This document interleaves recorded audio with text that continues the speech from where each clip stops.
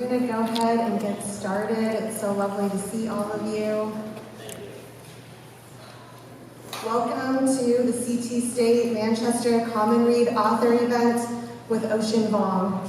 I'm really short, so I'm on my tiptoes back here, but it's so lovely to see all of you. I'm going to start with the land acknowledgement very quickly. CT State Manchester stands on Podunk and Wonguk land. It is our responsibility to recognize the history of this land and honor the ongoing connection of Podunk and Wonguk people, past, present, and future, to this land. Part of acknowledging this ongoing settler colonial project is to think critically about the ways in which history informs our present moment, the creation of diaspora and refugee populations, and examining our own attachments to land and national identity. The poems in Time as a Mother offer opportunities to think more deeply about all of this. My name is Gina Occasion, and I'm an assistant professor of English and the Common Read coordinator. The Common Read at Manchester recognizes the diversity of thought and experience on campus and invites community by creating a common ground for discussion and connection through a shared text. You are all a part of this, and I'm grateful to share this space with all of you. This year's text is Ocean Vuong's collection of poetry, Time is a Mother. CT State Manchester students can pick up their free copy of this book. Please reach out to me or scan the QR that was up here, and I'll make sure you get a copy. The Common Read program is made possible by the MCC Foundation, cultural programs, the extraordinary collaboration from people in departments across campus, from the library to Hands-Wise New Space Gallery to ICE Media. Thank you so much for your support of this program and event. I will now welcome Dr. Nicole Esposito, CEO here at CT State Manchester.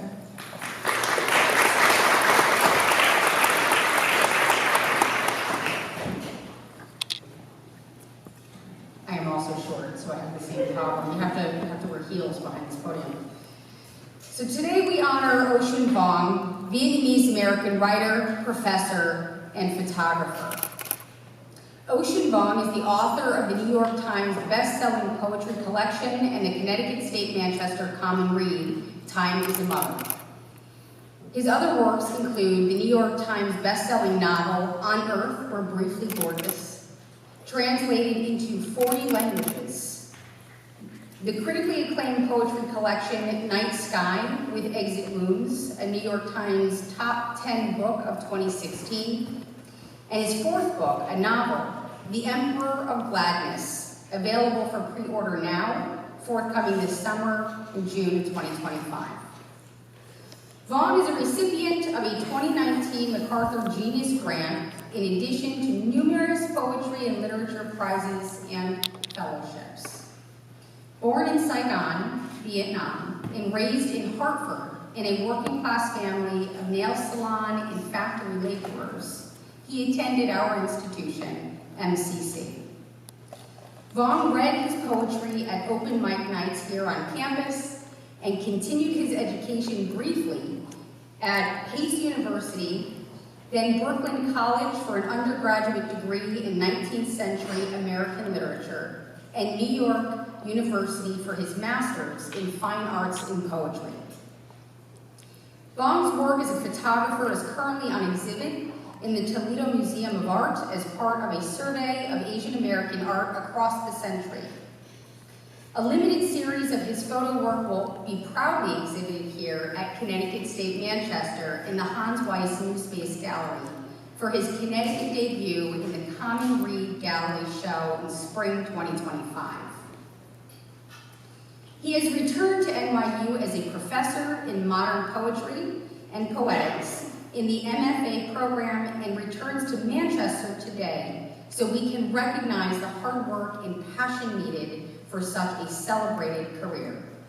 So please join me in welcoming Ocean Vuong.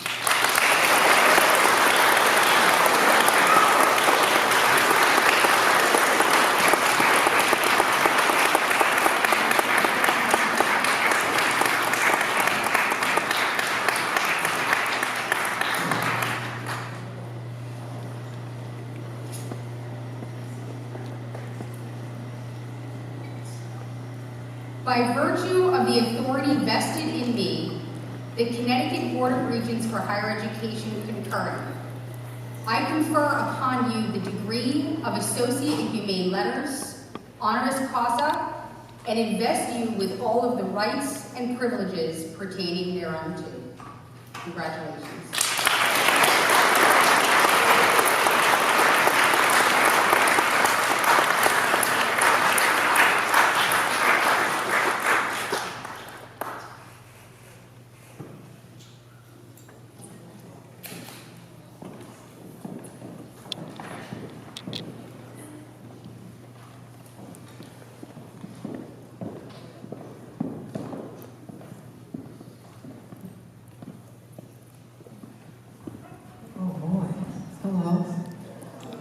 Hi. Can you hear me all right? Okay. I get louder as I get brave. Thank you so much for being here. It's a pleasure being here. I haven't been here since, I guess, 2008, when I had my last class here. I was pretty close to this thing, by the way. But New York was calling, and so I'm glad I got it now. But I actually, my first semester here, I took an acting class on this very stage. So very, very fond memories. And, I'll just read a bit from the collection, and then and maybe we can have a conversation. But it's lovely to be back. You know, this is the place where my ambition to be a professional writer was first nourished. I always loved writing. And I had a wonderful teacher at Glastonbury High School that I fostered at, Tim Sanderson. But it was here where I got to see writers, and in the library is where I first saw Marilyn Nelson, Connecticut State Poet Laureate, and Terrence Hayes, who is now my colleague at NYU, read back in 2007 or so. And it was the first time I saw a living, breathing poet, and realized I could do it too. You know, before that, I thought a poet was as real as a unicorn. So thank you to this place for doing that. I'll read I guess you could call it kind of a short story from this poetry collection. Everything I write, I make a lot of stuff up, but all the images come from Hartford County, everywhere around here. And this poem is called Künstlerroman, and it's a German word for the artist's novel. You have the Bildungsroman, which is the coming-of-age story. The Künstlerroman is the coming of art. And it tracks the life of an artist, aka myself, as he walks backward through time. So it's almost like a film, watching a film in rewind. Künstlerroman. After walking forever through it all, I make it to the end. The rewind button flashes red, red, red. I sit down and push the button. The screen flicks on, revealing a man in a pressed black suit sitting at the edge of a dirt road, staring into a Panasonic TV set from the 80s. I watch him rise and walk backward down the unmarked road, past the gutted mobile homes, empty concrete slabs crisscrossed with weeds, then through a pine grove littered with dead needles, which soon opens to a field of poppies, past a ravine choked with cars rusting from another century. He walks backward through the night green hills, hands in his pockets as the crescent moon, an empty boat skims the sky. He walks backward into town, up the steps of the Grand Hotel, into a hall crowded with crystal chandeliers, waiters with plates of caviar spoons, flutes of champagne, the room a kingdom of light. The man is surrounded by merry people in fine dress. They whirl backward around him, faces flushed with opulence. The tie he wears, too big, is the one his cousin Victor gave him outside of Drew's package store, saying, "You're a writer now, you should look like one," 3 weeks before Victor checked himself into the psych ward at Silver Hill. One by one, the people hand the man a book, the artifact of his thinking.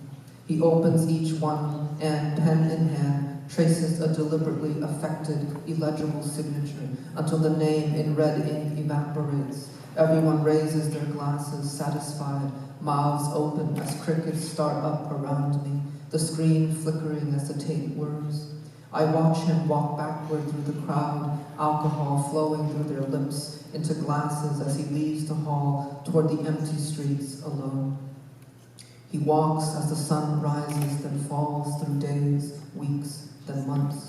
He walks backward through airports, convention centers, dip into taxis, even a limousine, then a governor's mansion, through immaculate foyers of leather-embroidered divans and marble mantels, Tiffany lamps, polished granite counters, rooms just for sitting where no one ever sat, fresh fruit piled in teak bowls set to rot. The tape skips and I see on the screen a sheet of dust shoot up from the surface of a river, then gather into a cloud under the bridge before funneling into a copper urn cradled in the man's arms. His face looks unfinished. The man's little brother rests his head on the man's shoulder. In their oversized rented suits, they look like ambassadors from a country that no longer exists. It is the country of suns. I watch him leave another mansion in reverse, down a long driveway flanked with phlox and geraniums, down a mountain road at night, through towns whose names you hear only when a hurricane passes through. Gas stations overgrown with ragweed and asters, past an alley wide as a gravestone, over gravel medians where someone's sister was last seen on CCTV. I see him walk backward into a row house with 8 satellite dishes jammed on the garage roof, the dark of a basement, the sound of needle wrappers torn open, the occasional face from high school 32'd and sucked out under a 2-second match. A voice bashed against the wall turns to dust in his cochlea as the warmth of junk passes through him like a new spine. He can feel their laughter in his hands. Cigarettes spark in the dark like fireflies in a bomb shelter. He walks backward past the cornfield where at 7 he lost his dog Cheetah and sat for 2 hours in the corn crying, and picks up his suit jacket hung on a broken hydrant. He puts it on and continues backward toward his mother's house, where he kisses her on the cheek in a grimy kitchen, the $50 bill going from his hand to hers, then back into her bra. He heads up the stairs into the bathroom, where he lets the vomit in the sink rise back to his mouth, snot back up his nose, hands shaking. The tape skips. I see him lying on the floor in a dimly lit room, eyes shut. The dark wetness at his starched collar drying back to tears, the tears crawling up his cheeks. He blows his nose, rises to his knees, hands over his face. A framed medal, an ornate award, slides into his arms. He kisses it, searching the glass for his face, then gets up, flicks on the lights. He's in a dressing room surrounded by mirrors, his red, wet eyes on every wall. He walks backward through the double doors, shafts of light now, the award tucked under his arm, through a foyer, down a wide linoleum hall, reporters flanking him, cameras, forced grins, stiff handshakes, half hugs. Then he backs onto the wing of a stage in the Baroque Opera House. The crowd roars mutely, the award raised with both arms, its gold edges glimmering under clinical house lights. His heart, a fish tossed into the wooden boat inside him. The tape skips and I see him go backward out of the Stop and Shop in Hartford, the one that starts to crumble brick by brick as he gets further away, bulldozers, men in hard hats, until it's razed to the ground, then replaced by a larger, irregular stones, until it becomes the walls of a century-old church, the steeple rising under the wrecking ball's touch. Pieces of stained glass gather into St. Francis's hallowed face. He walks backward into the church where Kelvin's casket glows in the dusky light, mothers and grandmas with heads bowed, but what he wants, or rather what I want for him, doesn't happen. Underneath Kelvin's button-up, the stitched pink eye in his chest, just above his right lung, doesn't open. The .45 caliber shell doesn't come back out, won't suspend itself in Sunday's air, won't make an obedient return to the barrel, splinter into lead, polymer, iron, elements, the ash of a star ejected from a cosmos into this one.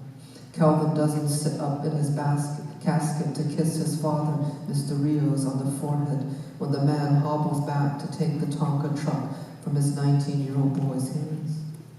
The dictator on TV, the noose removed from his neck as the world watches. The dictator crawling back into the hole in the ground, his face a crumpled log. I keep my finger on the rewind button, like a good citizen, and the man in the suit keeps running backward through the narrative, that is, the knowledge I forced on him. Summer approaches spring as he walks backward, freshly 18, into a motel room off Route 4, where his clothes come off like bandages, where he lies very still on the lumpy bed beside a soldier just back from the desert, where he left his right ear. The light from the streets falls into the hollow where the ear once was, making a medallion of gold on the side of the man's head. The boy runs his tongue across it and waits to be forgiven. On the wall, the shadows of their erections fall, then rise. We are rare in goodness and rarer still in joy. Their clothes return to them like crumpled laws. He walks backward as a soldier walks backward. They smile at each other until both are out of sight.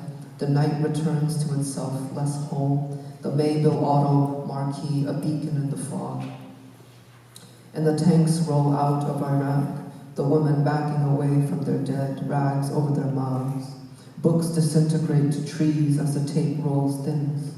The trees rise to their feet.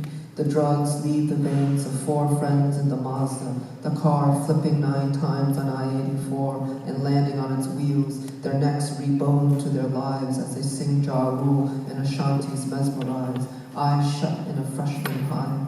The boys sitting at the desktop computer, one by one, the words, often accompanied by unsolicited dick pics, vanish from AOL chat screens. ASL, stats, are you a virgin? Can you meet now? Are you down? Are you Asian or are you normal? Can I be your dad for an hour? Do you know how to love yet? I can get a room. You can do your homework while I work on that ass. Are you there? Hey, I won't hurt you. Call me. Faggot. I need you. Fuck you. All of it draining back into binary code. Then the gypsum, calcite, plaster, and lead particles rise from the pavement in massive billowing clouds, and the North Tower reconstructs itself, and September's clear and blue again, and the people float up, arms open to stand looking out of windows in good suits, in good bones, in good lives, and the tulips raise their heads, their chins high along the courthouse lawn. The tape scrambles and I see the boy dancing with his mother in the front yard in the 97 nor'easter. Snow floating back up the sky as he twirls under her shadow, cast larger than life by sodium lights, the flakes going up to thicken God's pillow for his never-ending sleep. The ice retreats, the ground beneath him red and ochre as if an enormous animal had been open at his feet, and the leaves rush in the gusts, attach themselves by thousands to oak branches across the yard. His mother at the window lifts her head from her hands, eyes drying. I see the boy walk backward into his house, ease his mother down on the kitchen tiles. His father's fist retracts from her nose, whose shape realigns like a fixed glitch. If I slowed it down here, I might mistake the man's knuckles for a caress, as if soothing something with the back of his hand so it won't fall apart. The cake on the table, the air returning to the boy's pursed lips as the 7 candles one by one begin to light, and the wish returns to his head, where it's truer for never being touched by language. I'm starting to root for him on his way to dust.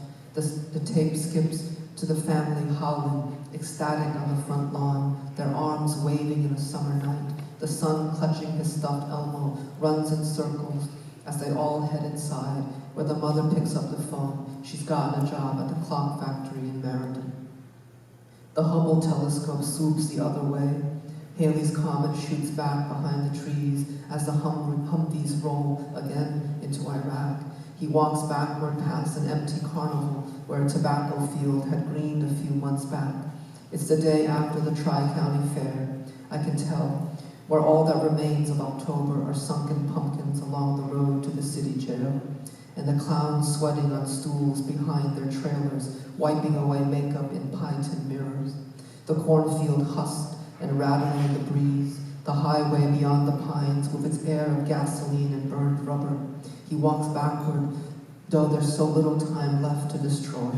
Backward until he bowls over on his hands and knees, until he's crawling on his belly, almost like a soldier with a missing ear. His gray champion hoodie browning in blotches until soot appears on his cheeks and neck. His jeans fall away in crisp pieces as he drags himself down the road where he made his name, a thin line of blood lighting along his jaw.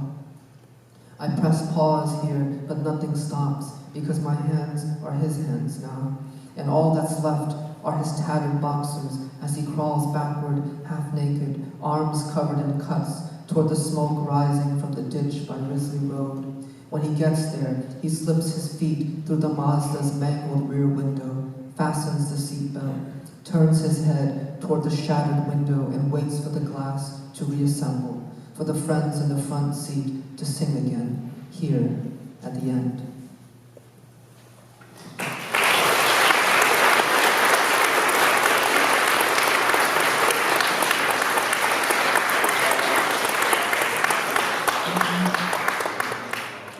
Thank you so much. I'd love to just take some questions and talk to you until our time runs out.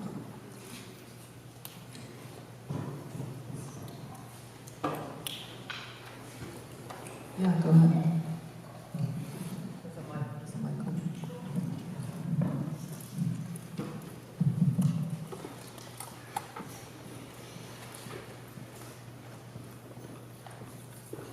If you were a student here, we knew by a different first name, and I was wondering if you would talk to us about why you chose ocean, such a beautiful word, and what can you tell us about it? Yeah. Was I in your class? I remember that class. We studied the Lizzie Borden murders. It was incredible. It was I love that you got your doctorate while you were teaching. Yeah, that was so beautiful. You came back from England with Cadbury eggs. I remember everything. That's a problem with me. It's a curse, but a blessing as well. Well, my mother changed my name after she divorced my father. And she named me High, which means ocean, but she didn't know how to change it with the government.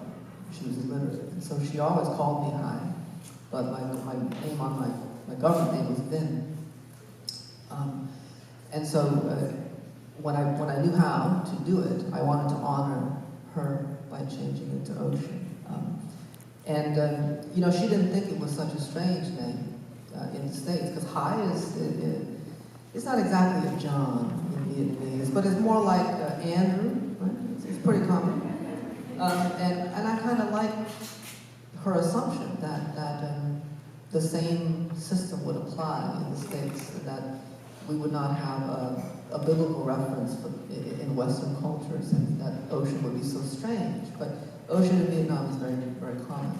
But so she looked it up in the dictionary and said, oh, there it is, O-C-E-A-N. There must be hundreds of thousands of oceans in America, so I'm going to give my son a very, very normal name.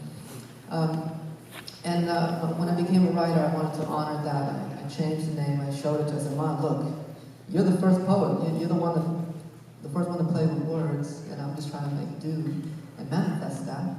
And so it's hers, it was her name.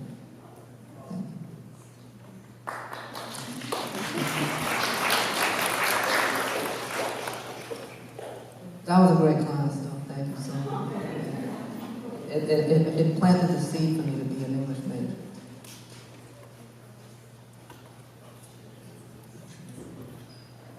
Thank you for joining us today. I'm back here. For all the students in the room that are looking at you as someone that started where they're sitting, what would be the best advice that you would offer to yourself if you were sitting in this auditorium right now? Well,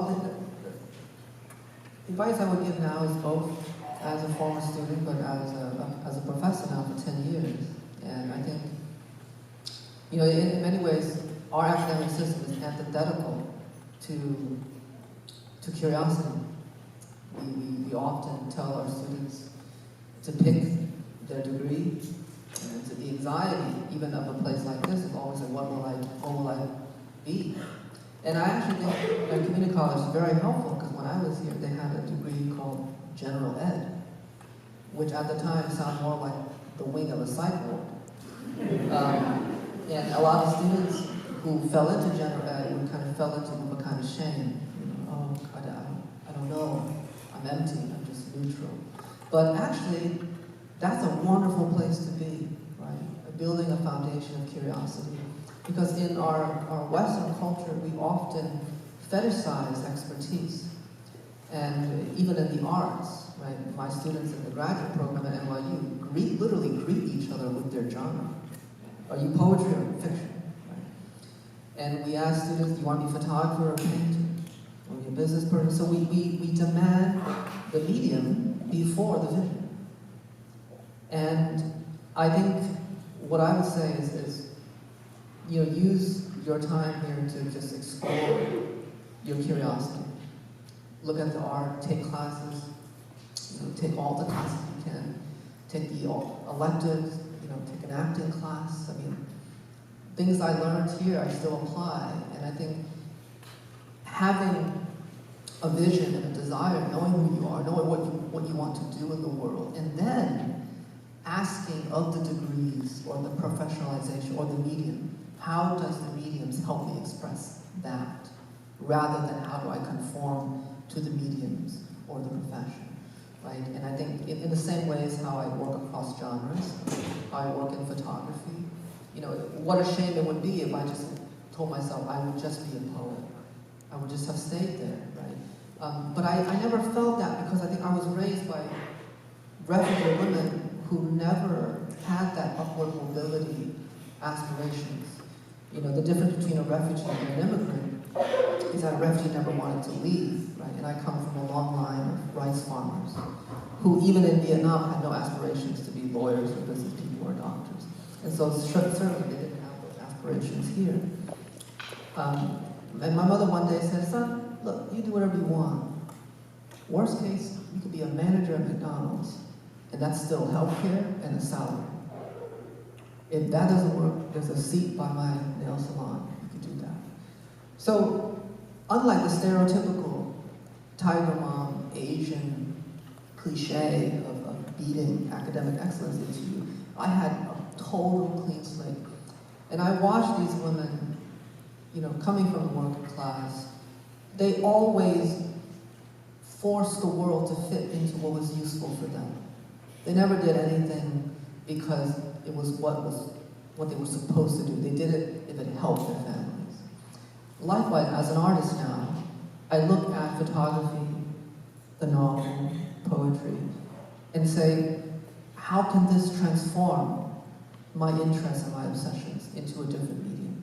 How can I funnel it through the medium and see something change, rather than how do I legitimize myself into the medium and thereby put myself into a more narrow container?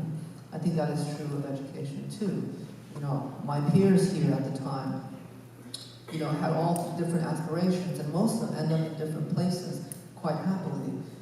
And I think, for me, the education that a community college affords is so central, because it privileges curiosity and liminality.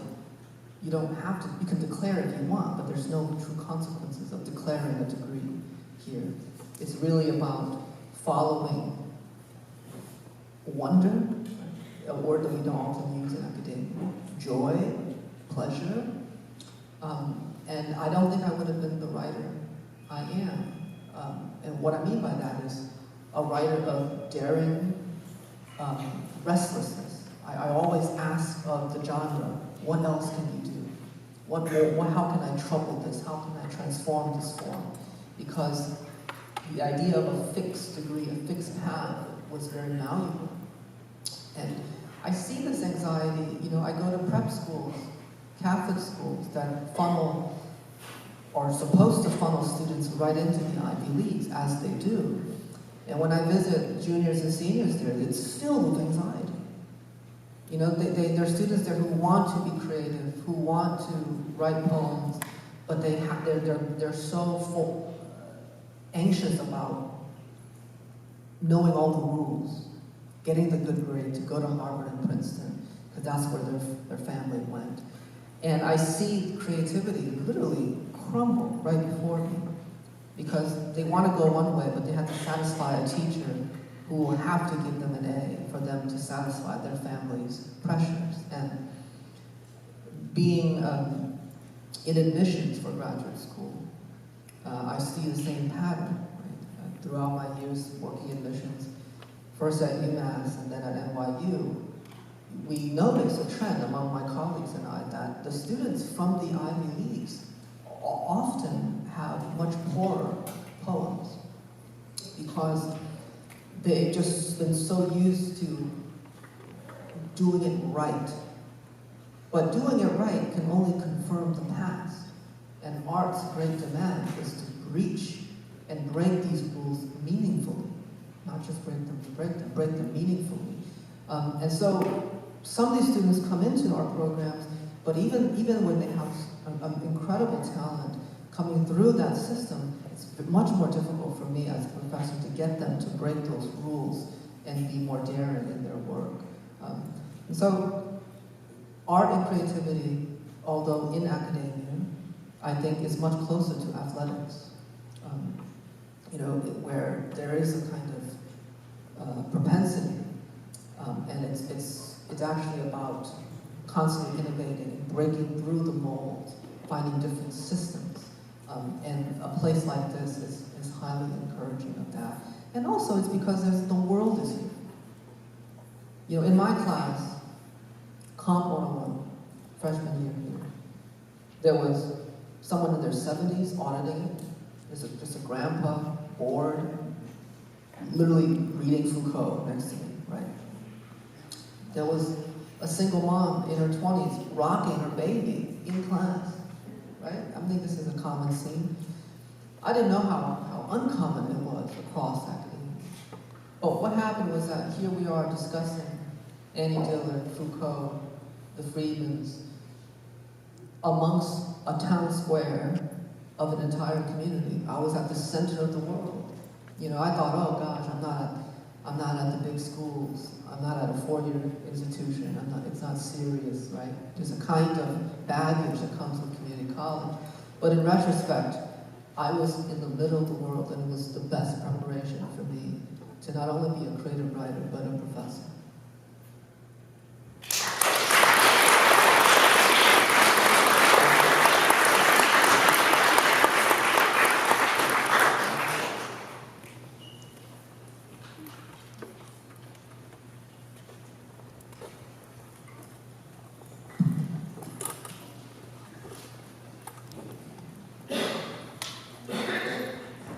Hello.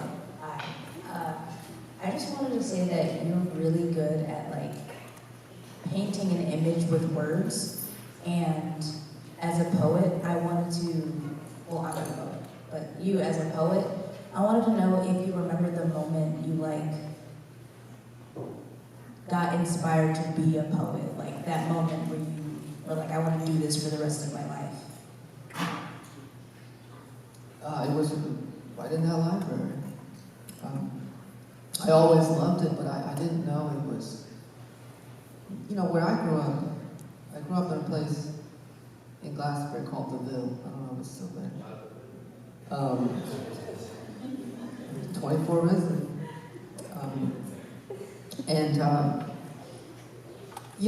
There were no poets there. Nobody told me you could be a poet. I thought, quite frankly, poets were preordained by the government. They send their manuscripts to Barnes & Noble, and then they bring it out back and make a book. And I thought that ship had sailed for me right away.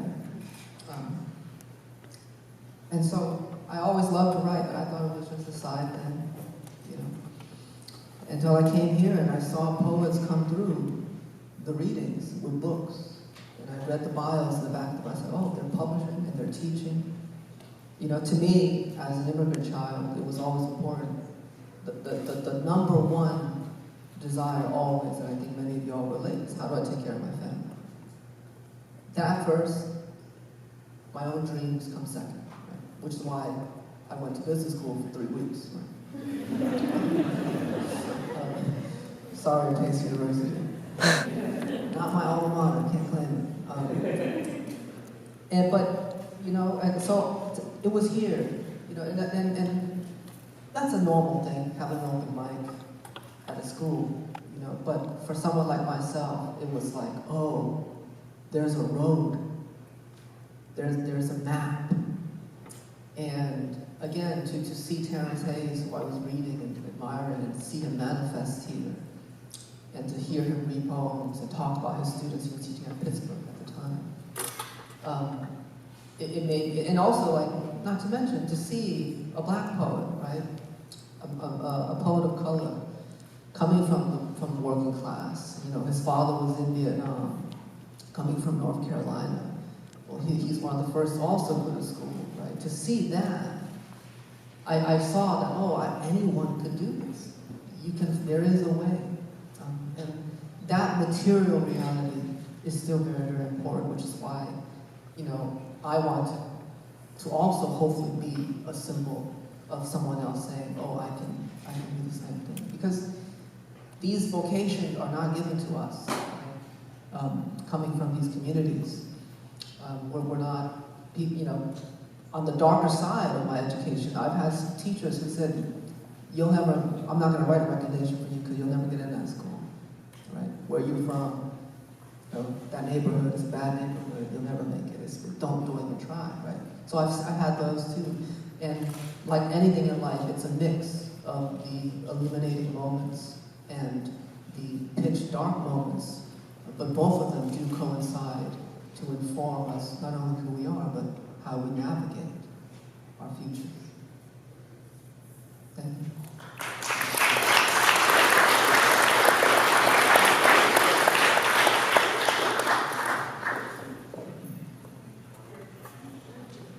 Hi.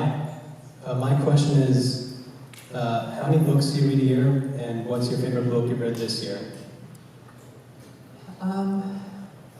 I was finishing a book this year, so it's a lower number, but I try to usually get around 80, not counting poetry books, not counting, you know, smaller stuff, but usually 80 prose books. This year, I think I'm at 61. I have a reading log, which is really helpful. Book this year that I was really surprised by Jack Kerouac's work. You know, sometimes Jack Kerouac's readers ruin it for me. But part of an education is that you have to come to terms, you have to have a separate relationship with an author than the culture does, right? Or a milieu, or your friends, right? Or even what the New York Times says about somebody. You need to have an independent relationship. And I avoided Kerouac for a long time because his fanboys were so annoying, right? And as I started to dive into his work, I realized it's misconstrued, as many fandoms are, right? He's known as this kind of bravado, take life from the reins and go across America and find yourself, this kind of, you know, white male coming to terms, self-reckoning, romantic ideal, often at the cost of misogyny, false bravado. But when I started to read, particularly his first novel, Town in the City, what I found was actually almost a mirror. It's hard to believe a person growing up in Massachusetts, in New England, in the 1930s would have such a close, similar life to my own, but it is, right? What I found was he was French Canadian, didn't speak English till he was 9, working class family from Lowell, the deep reverence for his parents, and there's kind of this Catholic desire to grieve well and to honor family and wonder and tenderness and a deep kind of vulnerability that I think he was actually fighting against. Like he was trying to, this idea of a football jock, macho man was forced onto him, and throughout his life he tried again and again, I think ultimately unsuccessfully, to break out of it, but it's in the lines. Some of the lines are so ornate, you would think Virginia Woolf wrote them. And that was deeply, deeply surprising to me. And again, it confirms what I tell my students. There's a lot of noise around a lot of things, but at the end of the day, you have to have a personal relationship with an author, and you come up with your own determinations, and that is one of the most surprising and rewarding experiences.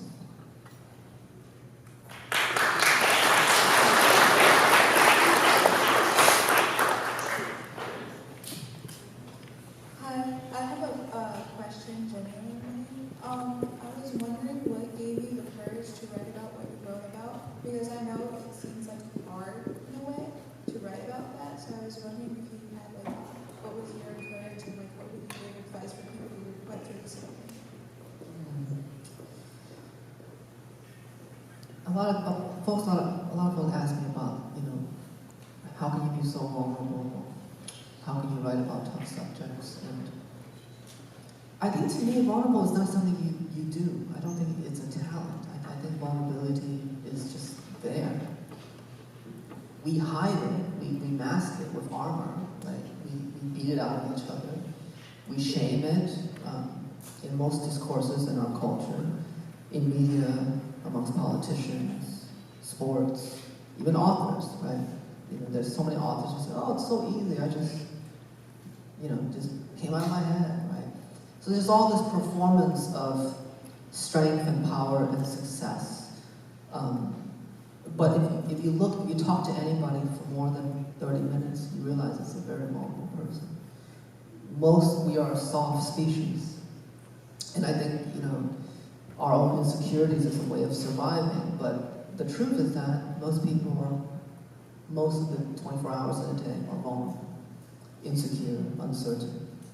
No matter how many degrees they have, how many initials and letters next to their name, we're all fearful of everything. That's the human condition. And so to me, when I engage in difficult subjects, or even difficult history, the archive is fraught. Everywhere we look, every country, the archive is fraught. It's full of bodies. The dead outnumber us. That's just a numerical fact. And so I think for me, the task at hand is to look deeply without turning away. That's what I chose. I chose this. And the life of a writer for me is kind of all whipped cream. I never expected to have this life, and I treat all of it like the extra. It's the extra goodness on top.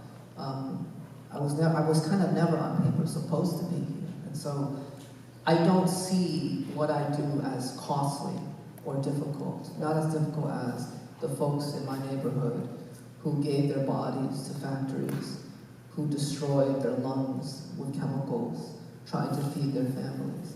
That's hard work. Coal mining is hard work. And so I get to sit at a desk and dream.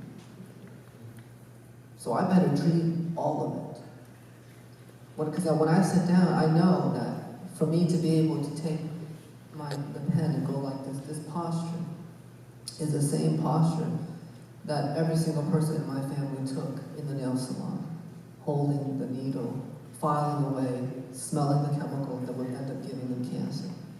So when I sit down at that desk, all that labor is behind me. And I'm not going to forsake the sacrifice they did so that I can sit down and dream. So to me, it's not even a question, right? I have to go to the ultimate place. But I also think, maybe because I'm here and memories are coming back, you know, in high school I was a skater kid, right? So, and I was like, pretty good. You know, I could, from the stairs to the half pipes, don't want to toot my own horn, but you know, but what that taught me, it's literally, you know, the whole point of it is throwing your body to the ground 500 times to land one trick, right? So to me, failure and difficulty was just a part of that endeavor of perfection. You know, that kind of meeting that pinnacle. And skateboarding is very, very similar to writing, because most of the time it's failure. You know, Susan Sontag was right. She said, there's no luck in writing. It's one of the only art where there's no luck. Photography, sometimes you click the right time, right place, the light, the shutter, you got it. Sculpting, same thing. You can finally, something will be revealed, as Michelangelo says, right? But I don't know about anyone else, but I have never written a good sentence by accident. Right? It's painstaking, moving tiny commas around, getting the syntax right.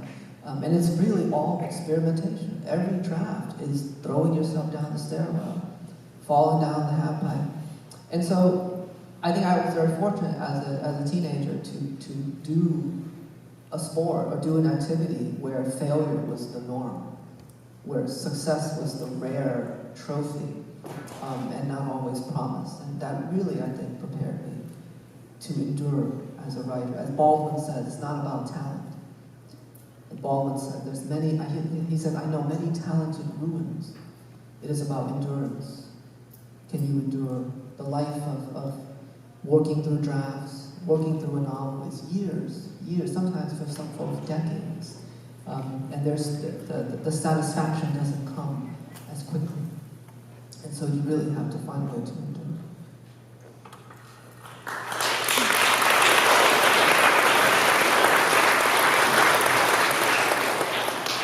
Hi, so I'm just wondering, how do you know how it's close to finishing? Because it seems like you have a lot of details and visuals to be added in. So I'm just wondering, how do you close up a poem, or if you know precisely? Well, I think there's two realities. Ultimately, a poem is never finished because, you know, this is just a book of fossils. It's organic ideas calcified into paper that then makes it shareable. So the material limitation of sharing your work is that it's trapped in paper. And until one day we can beam updated versions into each other's heads, I'd be happy to do that. But so far, this is the best we have. But my own relationship to poems is that they're organic, and this is almost like a photo album. This is an album of these poems. I think my last edit of this was probably January 2022. So it's similar to a photograph of yourself in January 2022. It might be similar, but every cell is different. And so to me, I've made peace with the idea that a poem is never finished. And perhaps the only way to finish something fossilized is to work towards the next poem. The other side of that is that, well, eventually you have to kind of stop and hand it over to a publisher or what have you. And that's much more mechanical and logistical, but I work until my editor says, you need to contractually give me this book. And I annoy them. You know, we're in proofs now, and I'm like, there's 5 commas that I think should be moved. And I write these long treaties, you know, begging them to let me do it. So there's no easy way about it.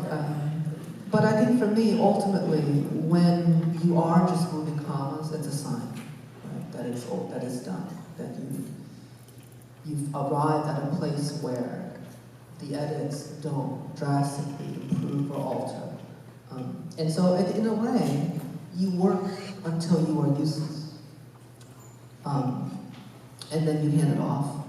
And then 3 years later, you're like, oh, I would have written this poem completely differently, right? That's just the nature of life. And, you know, everything changes in the mind. The cells change. Our world, everything seems fixed, right? But science is now catching up to us. There's no true fix. There's no straight lines. There's no such thing in this entire universe as a straight line. Even this stage, you go close enough to the atom, it's wobbling, right? And I think that is actually really beautiful, in that there is no such thing as a finished thing. It's all wobbly. And most of what we're doing here is an illusion. And the book is an illusion of concreteness. But every time I read it, I change something. I cross something out. And that's important, because the air is a living page, and the page is a dead page. And between the two, you find a sweet spot.